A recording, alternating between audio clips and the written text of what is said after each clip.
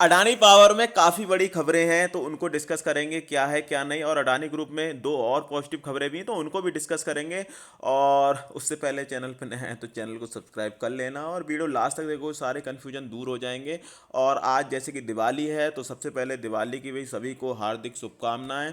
और आज मुहूर्त ट्रेडिंग भी है तो मुहूर्त ट्रेडिंग है तो उसके लिए एक लिस्ट प्रिपेयर कर रहा हूँ कहाँ पर आप सेक्टर वाइज किन किन स्टॉक्स में वैल्यू है, कहाँ कहाँ पर आप खरीदारी कर सकते हैं दिवाली के इस पावन अवसर पर।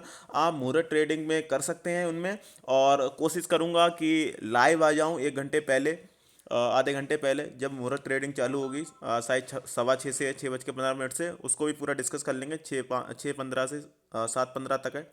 और यही है। और ठीक है, देखते हैं बाकी। अब अडानी की खबरें देख लेते हैं। Adani eyes ARC wish to buy stage asset in infra real estate, तो ये खबर एक ये चल रही है। Adani group has applied for a licence from the Reserve Bank of India to open an asset reconstruction company ARC that will acquire distressed asset in infrastructure and real estate to people familiar with the matter said the plan has been in the making for at least 8 months, and the application was filed earlier this year. The group is waiting for the nod of ROI. One of the two people cited about said the ARC will buy bad loans in distressed entity where the group has strategic interest. The second person added. तो ये चीज़ें हैं, इनका planning चल रहा है कि भाई किसी तरीके से ARC इंफ्रास्ट्रक्चर और रियल इस्टेट सेक्टर में ये जाने की कोशिश कर रहे हैं तो मे भी अच्छी बात है। अडानी ग्रुप वहाँ पे भी अपनी प्रेजेंस करेगा और छोटी मोटी कंपनियों को ये भाई एक्वायर कर लेंगे वहाँ की भी। इसके अलावा अगर आप देखोगे तो Adani Power gets approval for the acquisition of EPML और SR पावर लिमिटेड की इन्होंने प्रोजेक्ट मिल गया था। और ये बहुत पहले की खबर है, जून की है शायद, 19 जून को मिला था तो खबर बहुत पुरानी है। और ये है कि NCLT का अप्रूवल अभी मिला है तो उसकी वजह से ये चर्चा में है अभी ये जो खबर है। और 1200 मेगावाट पावर का है ये प्लांट सिंगरौली मध्य प्रदेश में। और ये था SR पावर का महान प्रोजेक्ट इसको बोलते थे। तो ये चीज़ें, चलो कुछ तो पॉजिटिविटी आएगी इसकी वजह से अडानी पावर में, जो भी है वॉट। इसके अलावा और खबरें देख लेते हैं। अडानी पावर लिमिटेड, वही है, inform the NSE today the national company NCLT has approved the resolution plan for acquiring SR power महान प्रोजेक्ट लिमिटेड। ये company under going insolvency resolution under the insolvency and bankruptcy code. तो ये भाई corrupt होने के उस पे थे SR वाले, तो उसकी वजह से इन्होंने इस पे पॉली लगाई थी और भाई अडानी पावर ने सक्सेसफुल बिड इसको बिन किया था। Adani Electricity to meet 30% of Mumbai power demand by renewable sources, तो ये देख सकते हैं। अडानी इलेक्ट्रिसिटी का जो स्टॉक है वो है अडानी ट्रांसमिशन। और अडानी ट्रांसमिशन भाई गिरने का नाम नहीं ले रहा है। हम काफ़ी दिनों से नज़रें गड़ा के बैठे हैं लेकिन वो आ नहीं रहा है। अगेन देखोगे तो रिन्यूएबल सोर्सेज से लेंगे 30% पावर, तो रिन्यूएबल सोर्सेज में अडानी का जो एक मेन स्टॉक है आपको पता है, अडानी ग्रीन इस सेक्टर का लीडर है। और मुझे काफ़ी पसंद है। ऑल दो अभी तो भाग गया है तो अभी तो मैं पीछे नहीं जा रहा हूँ, लेकिन काफ़ी मौके दिए हैं उस स्टॉक ने। तो उन प्राइसेस के आसपास जहाँ पे हमने डिस्कस किया वहाँ पे खरीदा तो वेल एंड गुड। और अब देख लेते हैं भाई चार्ट पर अडानी पावर को, तो चार्ट पर ले आया हूँ देखो। और मैं तो देखो घबराता नहीं हूँ, आपको पता ही है।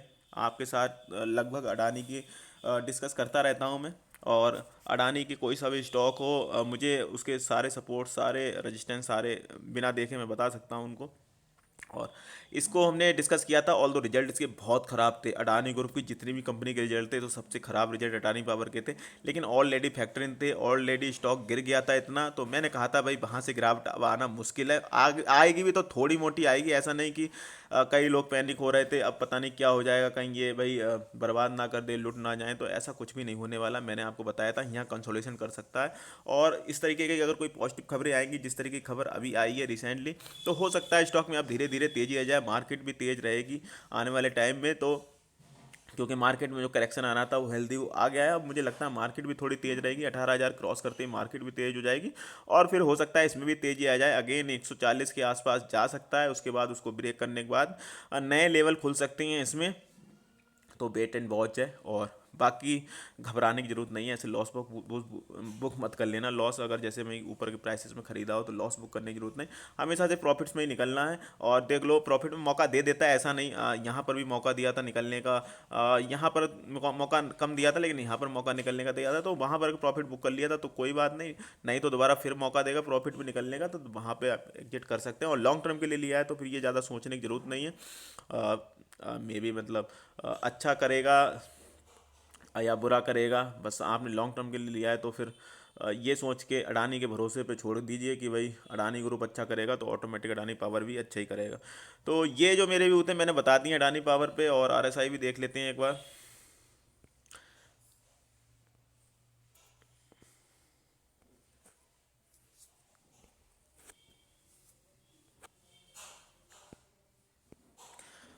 आरएसआई देखोगे तो आरएसआई भाई 46 की है, तो आरएसआई थोड़ी सी वीक है, ज़्यादा वीक नहीं है, थोड़ी सी वीक है आरएसआई। और यहाँ भी सेल सिग्नल बना हुआ है, तो मे भी मुझे लगता है कि थोड़ी बहुत कंसोलिडेशन के जोन में घूम सकता है कुछ दिन। उसके बाद अगर कोई पॉजिटिव खबरें इसमें आती रहीं तो ये स्टॉक भाग जाएगा।